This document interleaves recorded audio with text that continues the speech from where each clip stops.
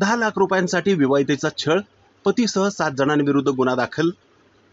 जुन्या कार खरेदी विक्रीचा व्यवसाय करण्यासाठी रुकैया शेख या विवाहितेला माहेरून 10 लाख रुपये घेऊन ये म्हणून तिचा शारीरिक व मानसिक छळ केल्याप्रकरणी पती अब्दुल शेख, सासरा सत्तार शेख, सासू मरियम शेख, मोठा दीर गफार शेख, दीर शोएब शेख, आसिफ शेख, शफी शेख सर्वजण राहणार सय्यदनगर, हडपसर, पुणे या 7 जणांविरुद्ध गुन्हा दाखल झाला आहे।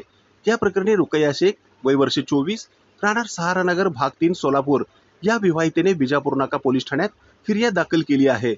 रुकैयाचे अब्दुल शेख बरोबर लग्न झाल्यानंतर डिसेंबर 2018 ते डिसेंबर 2020 या दरम्यान रुकैया ही सासरी नांदत असताना तिचा पती व सासरच्या लोकांनी तिला माहेरून 10 लाख रुपये आण, नाही तर तुला नांदविणार नाही असे म्हणून तिचा शारीरिक व मानसिक छळ केला।